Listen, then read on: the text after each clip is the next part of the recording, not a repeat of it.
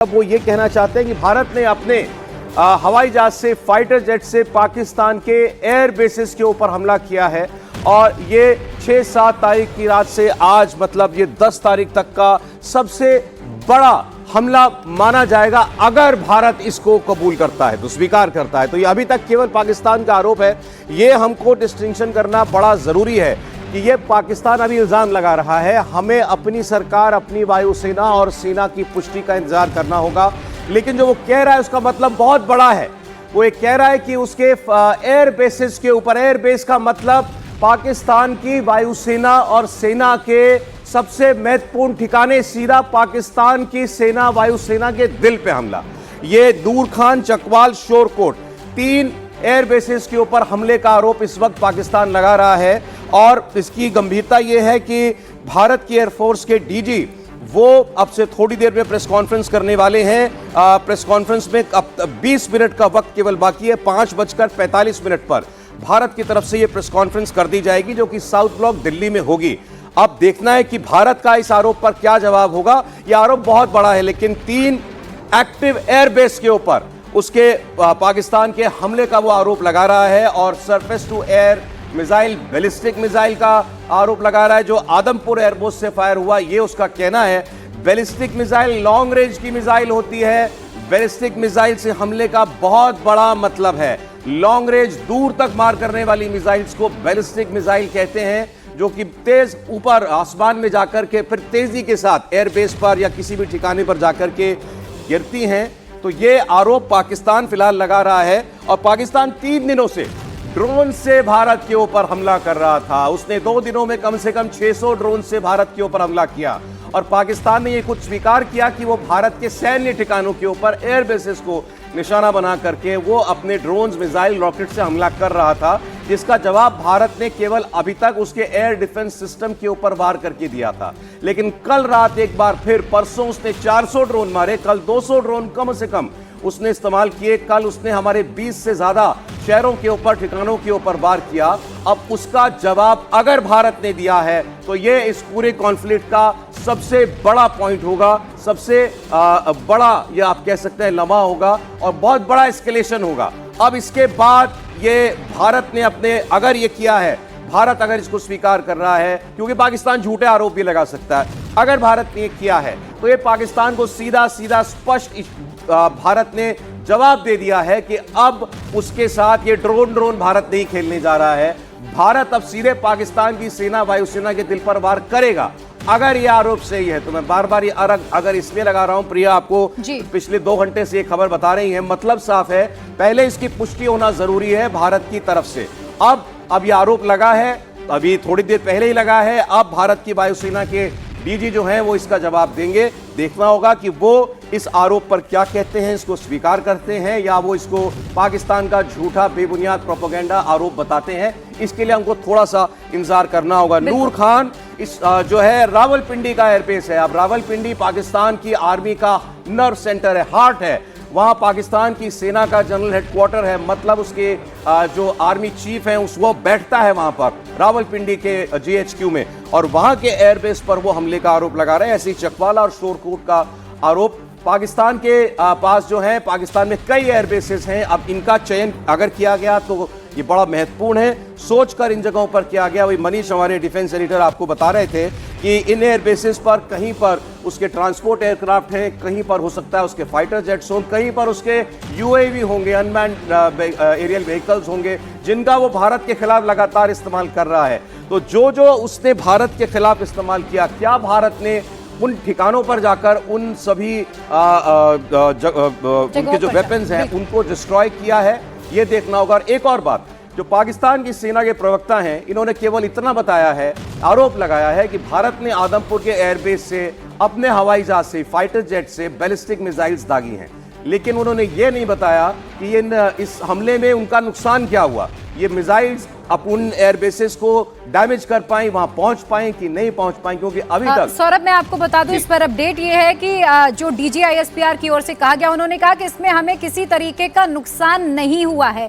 ये पाकिस्तानी आर्मी की ओर से कहा गया कि इसमें हमें किसी तरीके का नुकसान नहीं हुआ, लेकिन भारत ने सिलसिलेवार 6 मिसाइल अटैक हम पर किए हैं। हमारे एयरबेस को टारगेट किया गया है। नूर खान, मुरीद चकवाल, शोरकोट, रफीकी एयरबेस को टारगेट किया गया। ये DGISPR पाकिस्तान की ओर से दावा किया गया। हालांकि हम इस खबर की ऑफिशियल पुष्टि नहीं कर रहे हैं, क्योंकि हम अपने रक्षा मंत्रालय की ओर से अभी ऑफिशियल स्टेटमेंट का फिलहाल इंतजार कर रहे हैं। इस पर अब से कुछ ही देर में, ठीक 15 मिनट का सौरभ वक्त है, जब ये बिल्कुल पिक्चर इसकी क्लियर हो जाएगी कि पाकिस्तान की इस आर्मी के दावे में कितना दम है। क्या वाकई भारत की ओर से मिसाइल अटैक किया गया, या फिर ये झूठे आरोप पाकिस्तान की ओर से लगाए जा रहे हैं। अब से 15 मिनट बाद होगा। अगर ये हमला भारत ने किया है, जो अगर वो कह रहे हैं कि 6 मिसाइल दागी गई हैं भारत के आदमपुर एयरबेस से, तो यकीन मानिए कि ये तो अपने निशाने पर पहुंची ही होंगी। और पाकिस्तान से ये उम्मीद भी नहीं की जाती कि अगर उसको कोई भारी नुकसान हुआ है तो वो उसको स्वीकार कभी करेगा, वो कभी नहीं करता है। लेकिन हम ये देखा है 6-7 मई की रात को जब भारत ने 24 मिसाइल दागी थी पाकिस्तान के आतंकवादी ठिकानों के ऊपर, तो वो एक एक मिसाइल अपने टारगेट पर पहुंची थी। तो ये मिसाइल क्यों वहां नहीं पहुंचेंगी, इसका कोई लॉजिक नहीं है। अगर भारत ने किया है तो पाकिस्तान को बहुत बड़ा नुकसान हुआ होगा, चाहे पाकिस्तान की सेना, वायुसेना इसको स्वीकार करे या ना करे। लेकिन जैसा आपने कहा 15 मिनट का वक्त है, भारत के एयरफोर्स की तरफ से इस पर एक औपचारिक स्टेटमेंट दिया जाना है, प्रेस को बताया जाएगा पाकिस्तान का यह आरोप सही है या बेबुनियाद है। हम इस पर कोई भी पोजीशन नहीं लेना चाहते, ना लेनी चाहिए जब तक हमारी सरकार इस पर कुछ नहीं कहती, क्योंकि ये बहुत बड़ा एस्केलेशन है, बहुत बड़ा एस्केलेशन जो है वो इसको समझा जाएगा अगर ये हुआ है। हम मनीष प्रसाद के पास एक बार फिर चलेंगे। मनीष, अगर एक बार आप फिर बता दें, ये जो जिन एयरबेसेस पर हमले का आरोप लगा रहे हैं, ये कहां है, यहाँ पर कौन कौन से एसेट समझे जाते हैं पाकिस्तान की सेना और वायुसेना के? वक्त ज्यादा नहीं है, 15 मिनट में भारत इस सारी खबर की सच्चाई सामने रख देगा। सौरभ, सबसे पहले तो मैं आपको DGISPR जो कह रहे हैं कि सरफेस टू एयर मिसाइल, अगर भारत के कंपैरिजन में आप देखेंगे तो इस समय MRSAM यानी medium range surface to air missile, जिसे बराक भी कहते हैं, भारतीय वायुसेना के पास है और भारतीय सेना के पास है, और उसकी रेंज करीबन 150 किलोमीटर तक है। अब से कुछ देर बाद ये तय हो जाएगा जब DG air ops, director general air operations, air marshal Avdhesh Bharti, इसे औपचारिक तौर पर 5:45 का वक्त है, जब साउथ ब्लॉक के ठीक सामने बाहर जॉइंट एक स्टेटमेंट देंगे। भारतीय सेना के वहां पे सीनियर ऑफिशियल्स मौजूद होंगे और ये स्टेटमेंट भारतीय वायुसेना के द्वारा पहला औपचारिक बयान होगा। अभी तक आपने जितना भी देखा उसमें एयर ऑपरेशंस की जानकारी विंग कमांडर रैंक ऑफिसर दे रही थी या FS दे रहे थे, लेकिन भारतीय वायुसेना के DG एयर ऑपरेशंस इसको औपचारिक तौर पर बताएंगे। अब इन एयर बेसिस की बात, ये जो पूरा एयरबेस है जिसमें नूर खान यानी रावलपिंडी का एयरबेस, उसके बाद मुरीद का एयरबेस जो चकवाल में है, शोरकोट एयरबेस, ये तीनों एयरबेस बहुत ही इंपॉर्टेंट है। सबसे पहले शुरुआत करते हैं नूर खान एयरबेस से, जो कि रावलपिंडी का एयरबेस है। इस एयरबेस में स्ट्रैटेजिक इंपॉर्टेंस के तौर पर, यानी जो पिछले दिनों आपने मिसाइल अटैक देखे, साथ में PL-15 जो कि चाइनीज मिसाइल है, एयर टू एयर मिसाइल जो पाकिस्तान के पास है, दरअसल इसी एयरबेस से फ्लाई करते हुए JF-17 और J-10 के द्वारा पाकिस्तान ने अलग अलग जगहों पर भारत के फायर किया। पहला, दूसरा यहीं पर मल्टी बैरल रॉकेट लॉन्चर से जो फायर किया, क्योंकि ये जो पूरा रावलपिंडी का एरिया है ये जम्मू और साथ में पंजाब के पूरे एरिया को कैटर करता है, यानी एरिया ऑफ ऑपरेशन इसका ये है। दूसरा, मुरीद का एयरबेस, मुरीद एयरबेस बहुत ही इंपॉर्टेंट है, किसे हब कहा जाता है, आर्म्ड UAV और UAVs का हब, जो यहां से सेंगोर यानी टर्किश UAVs जो फ्लाई करवाए गए, जिसके अंदर एक्सप्लोजिव भी था, जिसके अंदर सर्विलांस भी था, और पूरी मॉनिटरिंग मुरीद के एयरबेस से हो रही थी, जो हमें जानकारी मिली है। एक बार हम फिर से बता दें, DGISPR के दावों के अनुसार हम आपको ये PAF का, पाकिस्तानी एयरफोर्स का जो ऑपरेशनल एयरबेस मुरीद है उसके बारे में बता रहे हैं। मुरीद के बेस में जो यहां पर आर्म्ड UAVs हैं उनकी यहां पर बहुत ज्यादा भरमार है, जो पाकिस्तान ने टर्की से और चाइना से लिया है, जिसमें विंगलोंग भी है, CH-4 भी है। ये आर्म्ड UAV जो कि आत्मघाती UAV है, जिसका जिक्र ऑफिशियली भारत सरकार ने किया था कि पाकिस्तान ने स्वयं अटैक के साथ इन UAVs को भी, और जो आर्म्ड UAVs हैं, ड्रोन हैं, उनको भारत में भेजा था।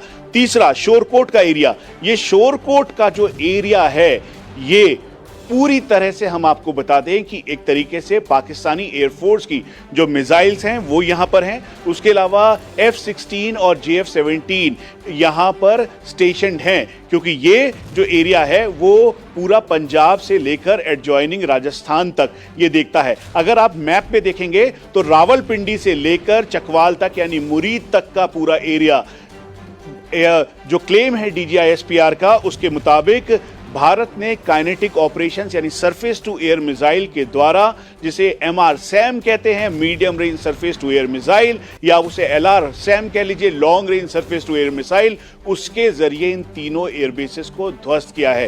ये पाकिस्तान की फेस सेविंग है, क्योंकि पाकिस्तान के एस्केलेशन के बाद डेली पिछले 2 दिनों से जो ड्रोन वाला आतंक फैलाने की कोशिश कर रहा था पाकिस्तान, उसका ये भारत का जवाब है। ऐसा DGISPR का जो स्टेटमेंट है उसके मुताबिक है। अब से कुछ देर बाद 5:45 का वक्त है और अब 5:34 हो चुके हैं और हमें जो जानकारी मिल रही है, DG air ops air marshal Avdhesh Bharti इसको ऑफिशियली ब्रीफ करने वाले हैं सौरभ, तो जितनी भी क्लैरिटी है वो हो जाएगी। सौरभ, अब से कुछ देर पहले हम और प्रिया बात कर रहे थे और इस बात में बहुत ही ज्यादा क्लैरिटी थी कि आज की जो रात है वो बहुत निर्णायक है, क्योंकि भारतीय सेना और वायुसेना ने एक तरफ जहां अपना एयर डिफेंस सिस्टम तैयार किया है प्रॉपर, अचूक, और वहीं दूसरी तरफ इन एरियाज को टारगेट करना जो कि रिस्पॉन्सिबल है भारत के अंदर इस समय की स्थिति के लिए, उनको न्यूट्रलाइज करना जरूरी है। ऐसा हमें टॉप सोर्सेज ने पहले से ही बताया था, पहले जानकारी दी थी, हमने अपने दर्शकों को बताया, लेकिन इस पूरे एक्शन की ऑफिशियल जानकारी की किस लेवल पे हुआ है या नहीं है, DGISPR